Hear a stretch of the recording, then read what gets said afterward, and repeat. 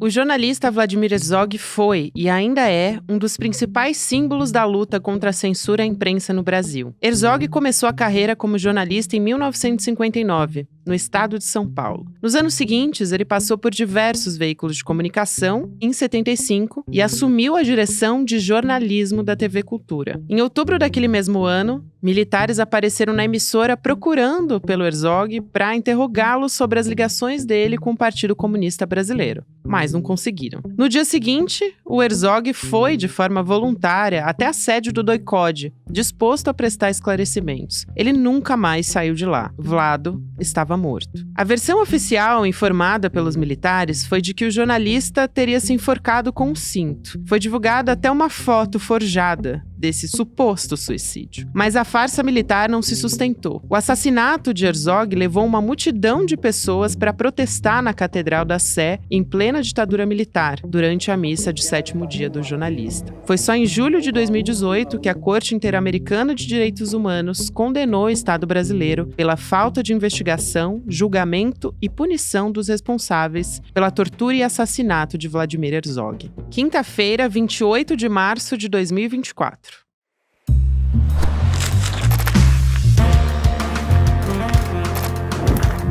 Sou a Gabriela Varela, esse é o podcast Análise aqui mais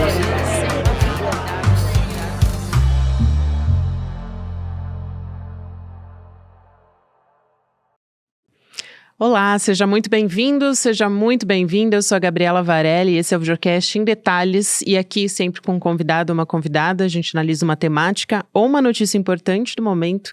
Como eu já trouxe aqui ao longo dessa semana, a gente está fazendo um especial sobre democracia, porque a gente vai ter os 60 anos do golpe de 64. E para a gente aqui no ICL, nada mais importante do que falar sobre democracia e falar com alguém que é um símbolo, alguém tão importante para a nossa democracia. Eu vou conversar com o Ivo Herzog, que é presidente do Instituto Vladimir Herzog e também filho do Vladimir Herzog. Ivo, obrigada por aceitar nosso convite. Seja muito bem-vindo ao ICL em Detalhes. É um prazer para mim receber você aqui. Imagina, Gabriela, é uma honra para mim estar no ICL. Vocês têm feito um trabalho incrível, sou muito fã de vocês. Acho que é a minha primeira participação aí com vocês, fico muito feliz. E eu também sou muito fã do seu trabalho no Instituto Vladimir Herzog, até também quero falar um pouco sobre ele. Vocês estão relançando um site específico de memórias da ditadura, que eu acho que é fundamental para a gente não esquecer, né? Porque a gente está falando de presente e não de passado aqui. Mas para começar, Ivan, a nossa conversa, eu queria que você trouxesse um pouco da sua história, da história da sua família, da história do Vladimir Herzog. A gente conhece o Vladimir Herzog porque ele foi um símbolo dessa luta de trabalhar pela democracia.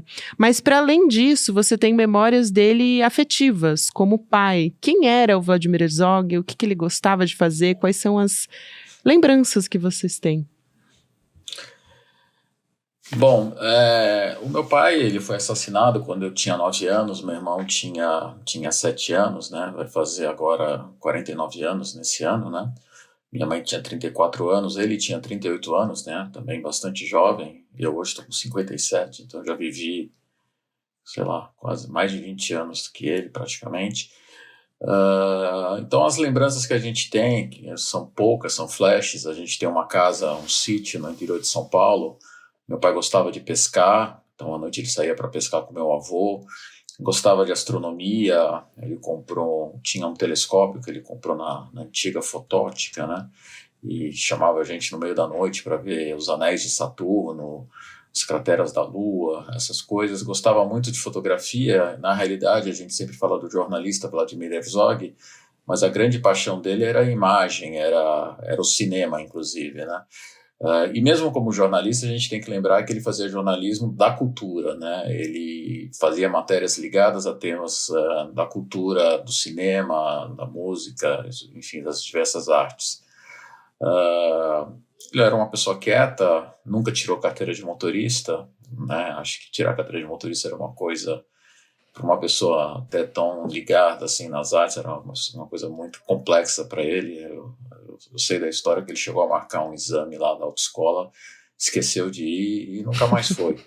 Então era isso, era uma pessoa tranquila, gostava de animais de estimação, também isso é uma outra coisa, no sítio a gente criava coelhos, pombos, patos, galinha, e era coisas, e eu hoje, eu também curto disso, eu acho que é uma coisa que a gente, apesar de ter convivido pouco tempo, nos contaminou de maneira perene, né? Eu também justamente queria perguntar um pouco sobre a relação de vocês, mas você tinha 9 anos, né, Iva, quando seu pai foi assassinado. E as lembranças nesse Uhum. período, elas. De vez em quando você tem flechas, né? Eu não sei se é assim com você, mas é que eu também perdi o meu pai com a mesma idade. Então é difícil, a memória. Às vezes a gente constrói memórias com base no que os outros contam pra gente também, né? Tem um pouco isso.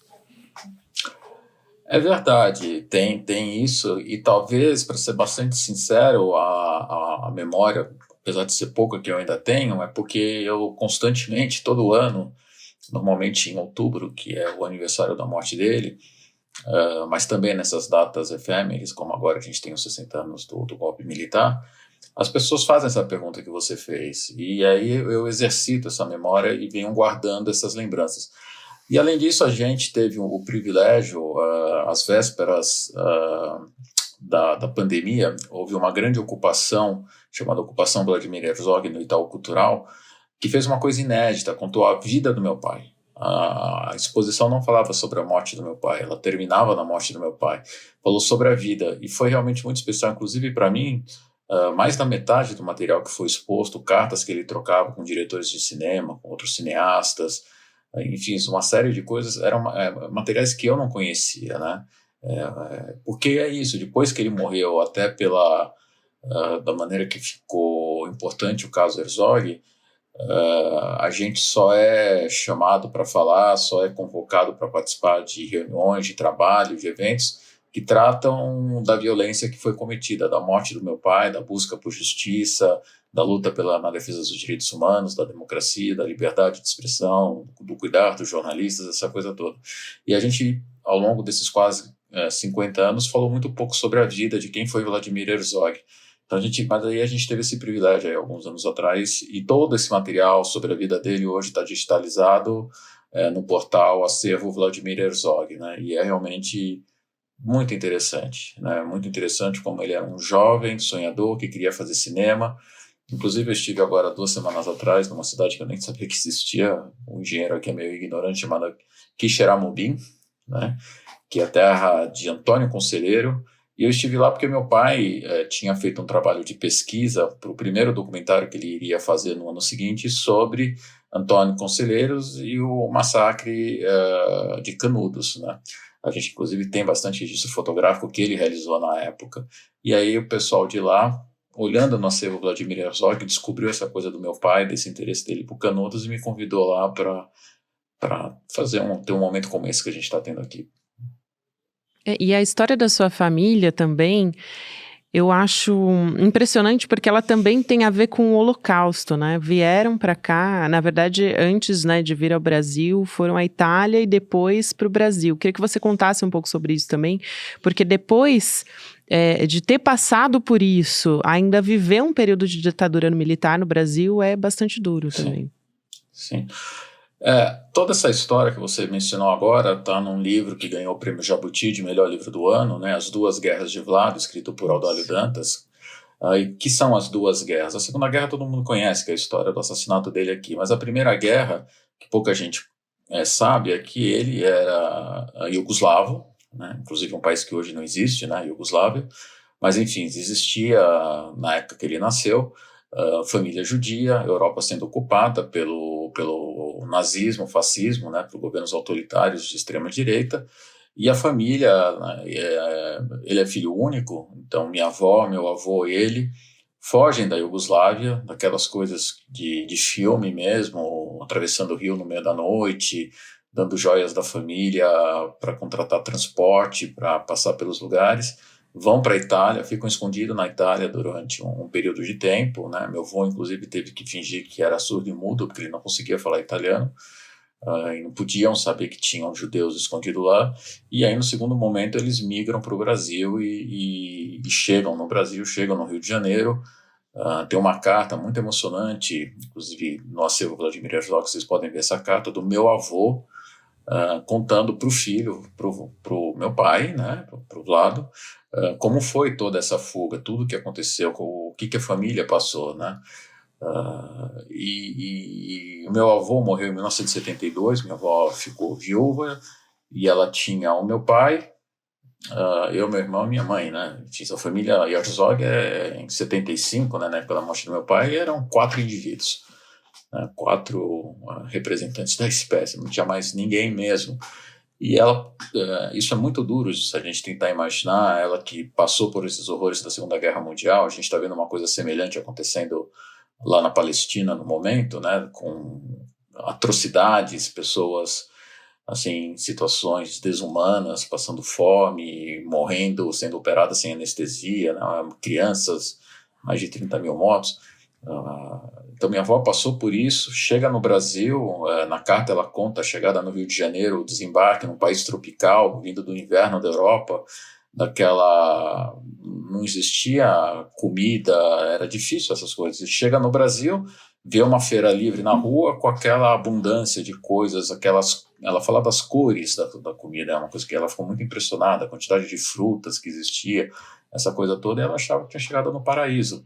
Para alguns anos depois, ter o filho assassinado de maneira absolutamente violenta, talvez de uma violência comparável ao que eles tiveram, o que eles passaram quando eles viveram na Europa, tiveram que fugir do Holocausto.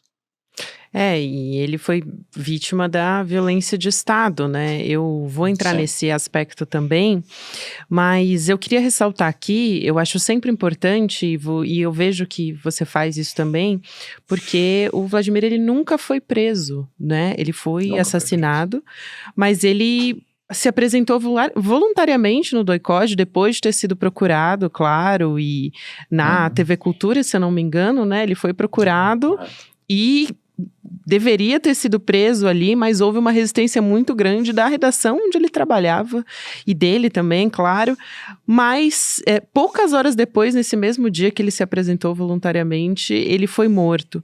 E aí a notícia foi chegando para vocês, né, no dia seguinte, no dia 26 de outubro. Não. Não foi isso? Dia. No mesmo dia. Não. Ele foi assassinado poucas horas depois que ele se apresentou.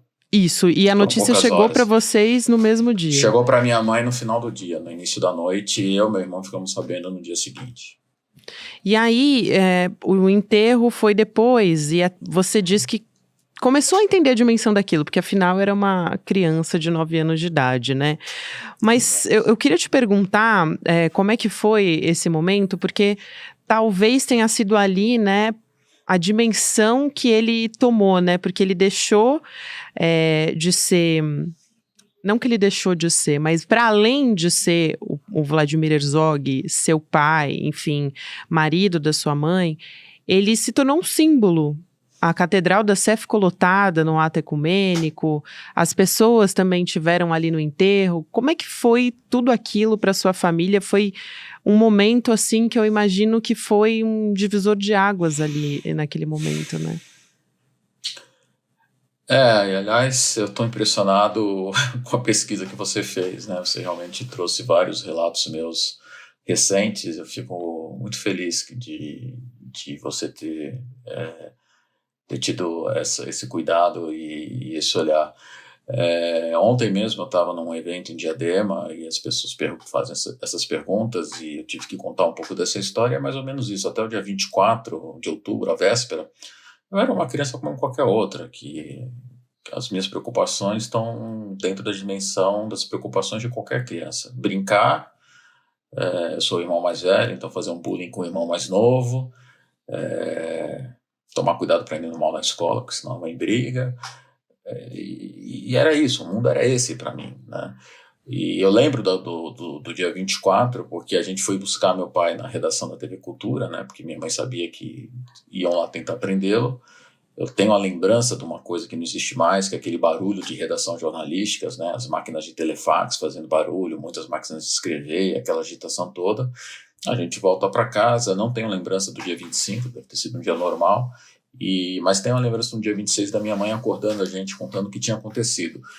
E a ficha começa a cair no dia 27, porque o velório dele no hospital Albert Einstein já foi, vamos dizer assim, diferente. Muita gente, muito difícil de se movimentar, um calor danado, a gente sentia uma tensão no ar, e aí a gente vai fazer aí a gente chega no cemitério para o sepultamento do meu pai, e começam a fazer o sepultamento do meu pai sem a presença da minha avó, porque existiam ordens do governo para que acelerassem o sepultamento, para que aquilo não virasse um ato político, né? E aí minha mãe, aos 34 anos, ela vira uma leoa e aos berros ela se põe na frente dos funcionários do cemitério: vocês não vão enterrar o Vlado enquanto a mãe dele não chegar. E para, né? Interrompe o sepultamento até a chegada da minha avó. E na sequência a gente tem... Mas imagina uma criança assistindo isso e da onde a gente saiu, né? No mundo normal, né? Não é que porque o meu pai, na minha idade, ele já tinha vivido um mundo diferente, né? Um mundo de clandestino, um mundo de fuga, um mundo de medo, na fuga que eles fizeram da Iugoslávia. Isso foi quando ele tinha 8 anos, né? Eu tinha 9 e nunca tinha passado por nada disso, era uma criança como qualquer outra, né? E de repente tudo isso desabando, e no dia 31, na Catedral da Sé, lotada, né? 8.000 pessoas foram, milhares de pessoas do lado de fora, apesar de uma situação absolutamente tensa. Então, assim, foi sendo feita uma construção. Eu posso dizer que eu perdi a minha inocência, fundamentalmente no dia 27 de outubro, mas a construção da importância do que aconteceu, ela é contínua, ela continua acontecendo, né? Ontem mesmo eu estava no centro cultural que leva o nome do meu pai, em Diadema, e a gente ouve alguns relatos, alguns depoimentos que nos enche de emoção, e que a gente vê que o legado que meu pai deixou, ele causa transformações que não estão no nosso radar, né? Coisas que a gente, apesar de quase 50 anos, tem muita coisa que continua acontecendo, pessoas que estão sendo tocadas, pessoas que estão tomando caminhos em função dessa história, desse legado e da leitura que essas pessoas fazem. Apesar da tristeza e do sofrimento que a gente teve ao longo de todos esses anos, não dá um certo conforto, que é um legado que está ajudando a criar um país um pouco melhor, né? Nossa, sem dúvida nenhuma. Inclusive, eu acho que nesse momento, né, da morte, do assassinato do seu pai, foi um momento em que notícias falsas também estavam sendo difundidas ali, né? Então, fake news sempre existiram em alguma medida, e na ditadura a gente sabe que era assim que acontecia. E eu acho que o Instituto Vladimir Herzog, aí eu queria te ouvir sobre isso, Ivo, porque eu acho fundamental, nesse momento que ele é criado para... não só como uma ferramenta, né, de apoio à democracia, que era uma ferramenta de trabalho do seu pai, mas também para celebrar a vida dele, né, como pessoa e como profissional, se tornou essa referência na área de memória e também no combate à desinformação, à medida que ele apoia o jornalismo e a verdade também.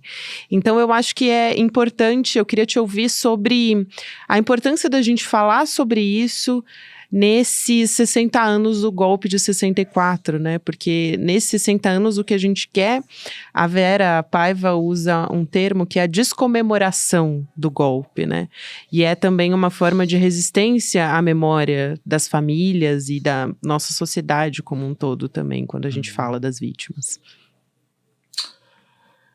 É muito complicado a gente ter que imaginar por que a gente tem que justificar, por que a gente tem que falar em público da importância de por que a gente tem que lembrar do nosso passado. Sim. O maior legado de uma sociedade é a sua história. Ela está posta. E essa história, por bem ou por mal, do ponto de vista se ela gerou alegrias ou tristezas, ela é o principal instrumento para você construir uma sociedade melhor, porque você olha o que aconteceu lá para trás, você cria um julgamento pessoal seu e que é absolutamente justo que cada um tenha uma interpretação bastante particular sobre as coisas que acontecem em nossas voltas, concordando mais ou menos, discordando mais ou menos, se engajando ou não se engajando, mas fundamentalmente formando o indivíduo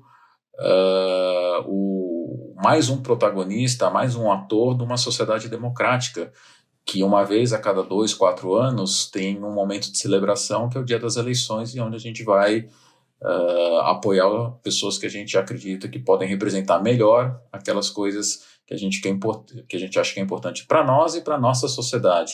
Aliás, isso é muito importante. Eu não acredito na palavra somente para mim.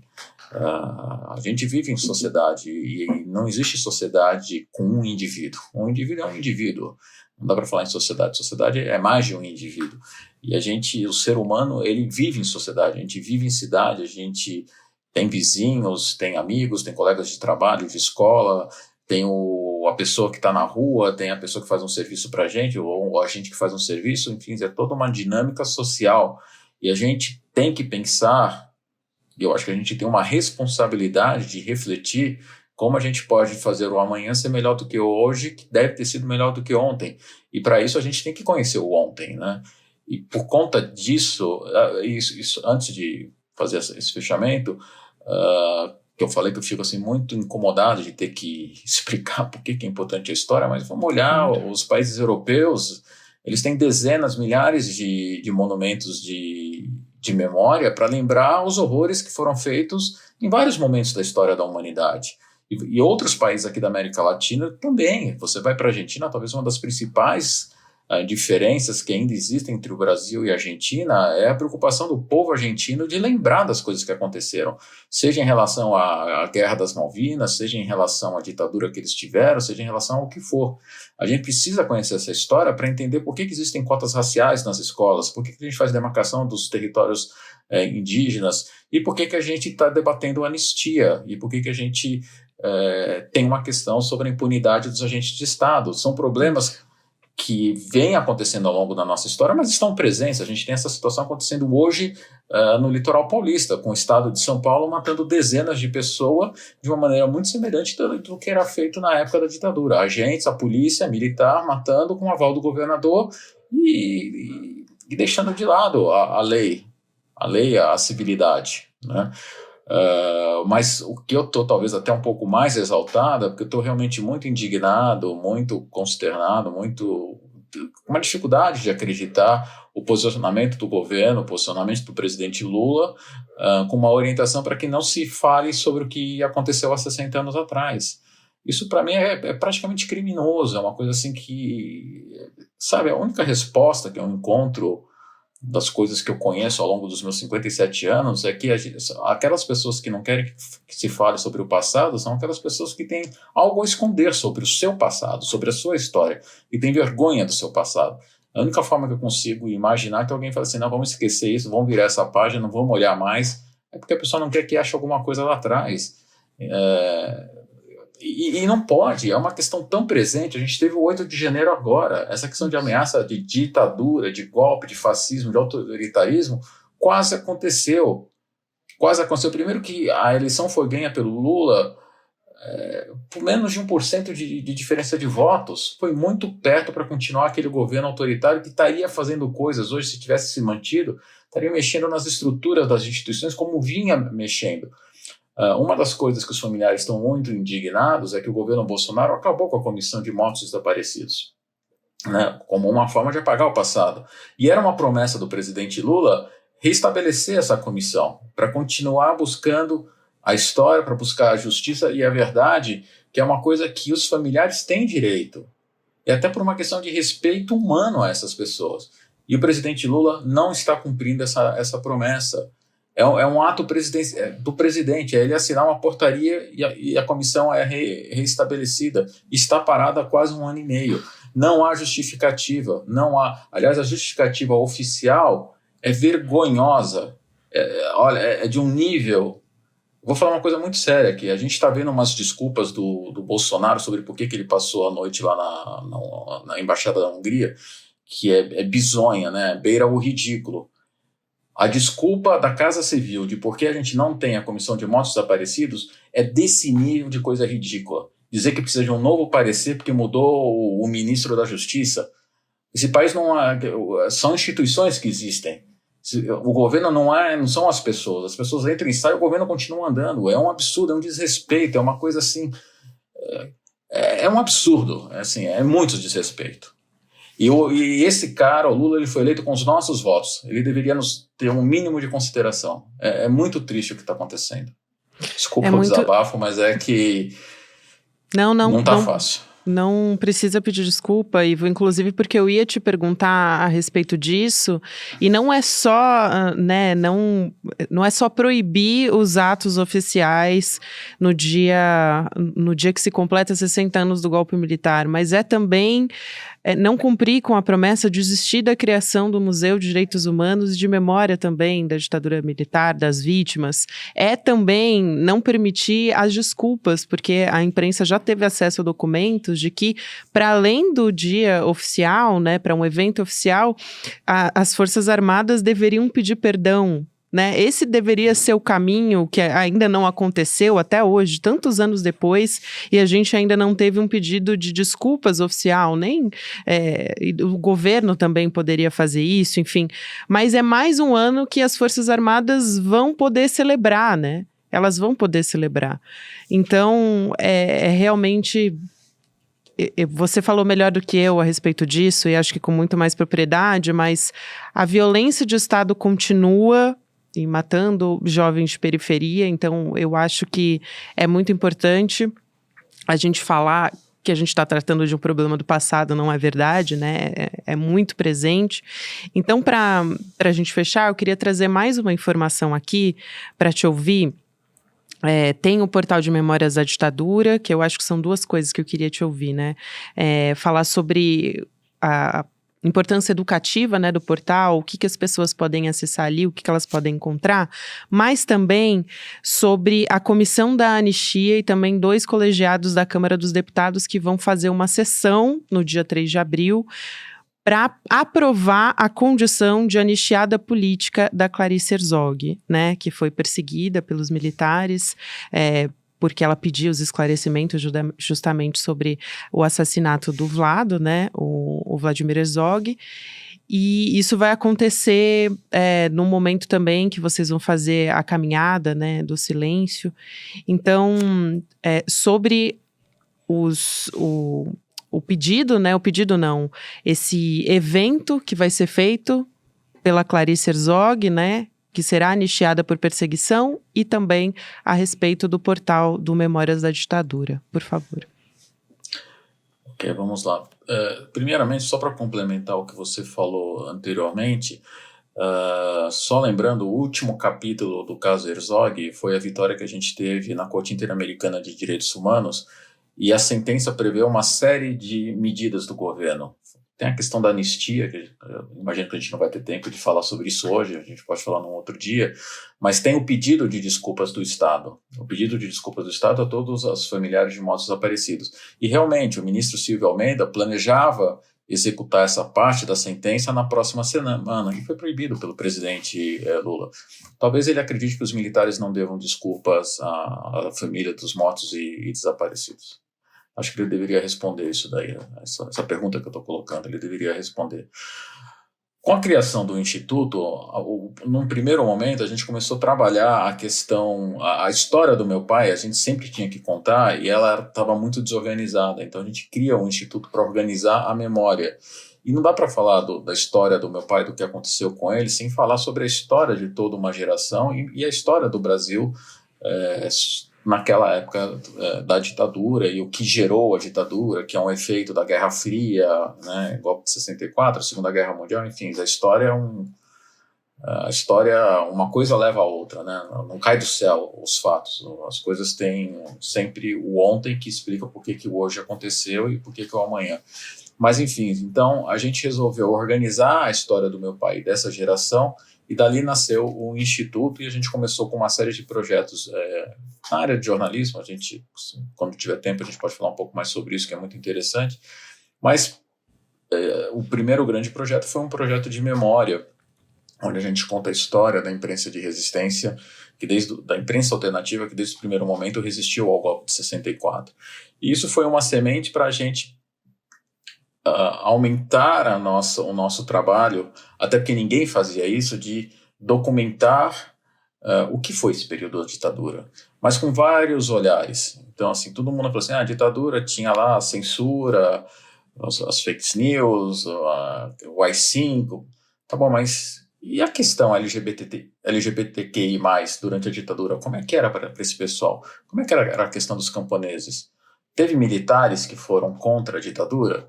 Como é que foi a questão indígena em relação na época da ditadura?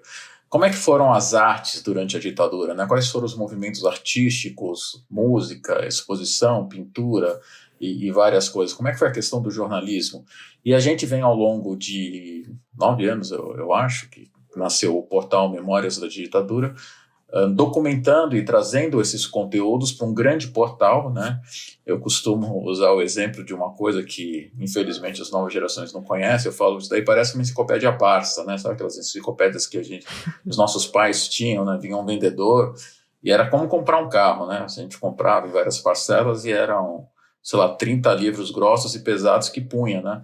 E a gente, quando tinha que fazer um trabalho para a escola, a gente abria, a resposta do que a gente tinha que pesquisar estava na enciclopédia tinha tudo.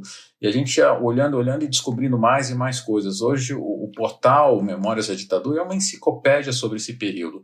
A quantidade de conteúdo que tem lá fala sobre todos os mortos desaparecidos, fala sobre a Comissão Nacional da Verdade, fala sobre essa questão da anistia, ou seja, todos os assuntos correlatos àquele período foram trabalhados por pessoas que estudam os assuntos, por diversas equipes que colaboraram com o projeto, e é hoje a principal referência sobre esse período. E a gente olha as estatísticas de acesso ao site e a gente vê que a cada ano mais e mais pessoas acessam. Tem um lado bom, porque a gente fala assim, acho que a gente fez um bom trabalho, porque é realmente uma fonte de consulta. Mas a gente vê picos de acessos muito grandes quando entram esses debates, esses momentos de manifestações pró-ditadura, né? E as pessoas vão lá e olham de novo, o que é bom as pessoas olharem. Mas é triste quando a gente fala assim, mas essa questão, as pessoas ainda querem entender por que ditadura é ruim, isso daí já deveria estar tão bem conhecido, né? Enfim, mas é um trabalho que a gente tem muito orgulho. A gente faz, inclusive, parte de uma rede mundial de instituições que cuidam da memória. Nós somos o representante do Brasil, e é isso. E a partir disso, enfim, como a gente está contando essas histórias, o potencial educacional é absolutamente enorme, né?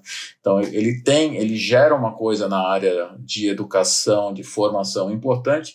Porém, o Instituto, eu não sei se a gente tem tempo ainda, o Instituto tem uma área de educação, tem uma coordenação de educação que trabalha educação em direitos humanos, que não tem a ver com essa questão de memória, é uma outra coisa, é uma coisa para construir uma cultura de paz, uma cultura de entendimento sobre o valor e a importância da diversidade. É um trabalho que a gente faz hoje em São Paulo. A gente tem pelo menos um educador em cada uma das mais de 1.500 escolas do ensino fundamental de São Paulo. É um projeto que vem encontrando apoio de todos os prefeitos nos últimos 8, 9 anos, o que é uma coisa que nos deixa muito felizes, porque a gente vê que essa disputa ideológica, direita e esquerda, quando a gente fala de um programa de formação de educadores e para trazer e para ajudar a criar um entendimento de o que é viver num mundo de respeito aos direitos humanos, tem tido aceitação independente do viés ideológico do atual governante. Então, nesse aspecto, a gente tem que agradecer todas as administrações que tiveram, e eu acho que a população de São Paulo tem que agradecer, porque é uma oportunidade incrível de a gente educar bem os nossos filhos e construir uma sociedade menos violenta, porque esse país é muito violento, e a gente tem que trabalhar para reverter isso. Sem dúvida. Só faltou um minutinho aqui pra gente falar da Clarice Herzog também. Ai, desculpa. Então, ao longo do tempo, a minha mãe moveu vários processos para a busca da verdade e da justiça, e a gente sempre deixou a questão financeira do lado, porque a gente não queria que se misturassem as coisas. Então, se fossem ações que envolvessem reparações financeiras, a gente não tinha interesse. A gente esgotou esse caminho com a sentença da Corte Interamericana de Direitos Humanos. E mais recentemente, a minha mãe, ela está doente, ela tem Alzheimer.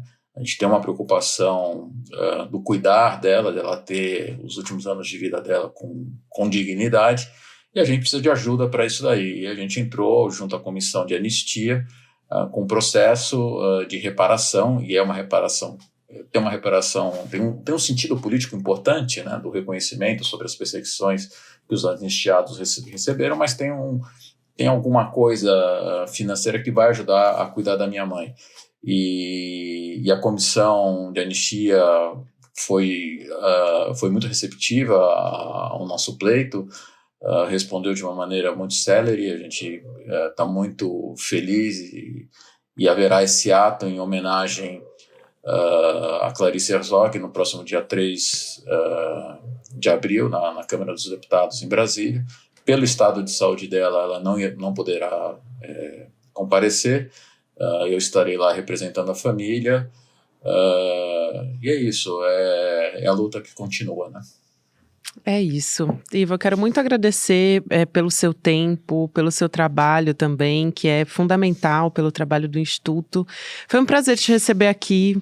Fica o convite, portas escancaradas aqui para você voltar sempre. Um abraço grande e até uma próxima. Vamos sim, eu tô com um projetinho pra gente fazer em parceria do Instituto e vocês aí. Ai, que maravilha. A gente tá trabalhando junto. Ótimo, excelente notícia também. Obrigada, até mais. Obrigado pela oportunidade, um abraço, tchau, tchau. Um abraço. O Ivo Herzog, que é presidente do Instituto Vladimir Herzog, conversou aqui com a gente. Quero lembrar você que a gente está com esse especial Democracia no momento que também a gente está fazendo uma campanha que é o Golpe Nunca Mais, que é a nossa missão aqui do ICL, né? Combater desinformação, proteger a nossa democracia. Então, é fundamental a gente falar sobre isso também. E essa campanha você pode fazer parte junto com a gente para defender a nossa democracia.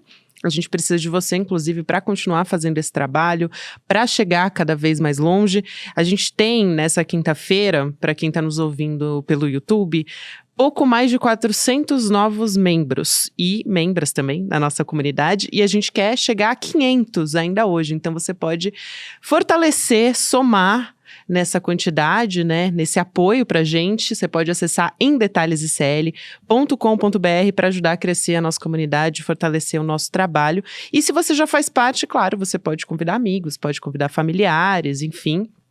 E a gente também, para quem está chegando agora, né, como forma de honrar o nosso compromisso com você, a gente preparou presentes especiais para quem entrar no ICL assinando o Plano Solidário, que é aquele que você doa uma bolsa de estudo para outra pessoa também. Então, além de todo o conteúdo exclusivo, lembrando, a gente teve documentário exclusivo lançado nessa semana sobre os 60 anos do golpe, a gente tem também diversas aulas, mais de 250 conteúdos em aula para você assistir, mas quais são, né, os presentes que você pode receber? Um livro autografado pelo Guilherme Amado, que é colunista do ICL Notícias.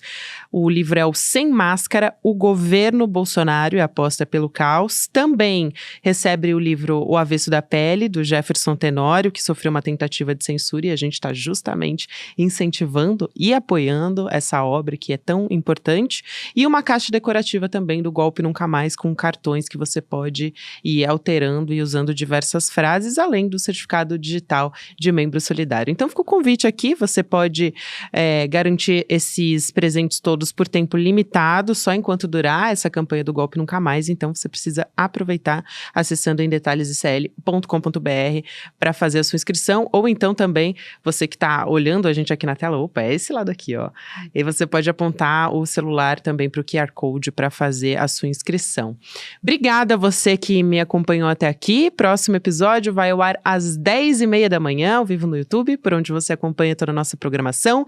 Na sequência, você fica com o Mercado e Investimentos, depois tem Rolê ICL, 6 horas da noite, ICL Notícias, segunda edição. Lembrando, você pode ouvir também o Em Detalhes nas plataformas de áudio. Até amanhã. Aqui é a casa do povo! Acabou! Faz pouco tempo que nós vimos como é frágil a nossa democracia. Ela esteve em risco, mais uma vez, como nos dias mais sombrios da nossa história. Vivemos ameaças às nossas instituições. Você pode até não acreditar na questão das urnas eletrônicas. Eleições impressas! Ameaças concretas de golpes de Estado. Nós sabemos que, se a gente reagir depois das eleições, vai ter um caos no Brasil. Vai virar uma grande guerrilha, uma fogueira no Brasil. E a gente vê grupos aqui e ali que ameaçam, que tentam destruir os valores democráticos. Não podemos tolerar o neofascismo, o autoritarismo no Brasil. Proteger as instituições, proteger a democracia é tarefa de cada um de nós. Só o conhecimento pode fazer frente às fake news, à desinformação, ao ódio, à intolerância. Nós aqui do ICL estamos do lado da democracia. E você, de que lado está? Vamos juntos nessa luta, ela é permanente. Faça sua inscrição, defenda a democracia com o ICL.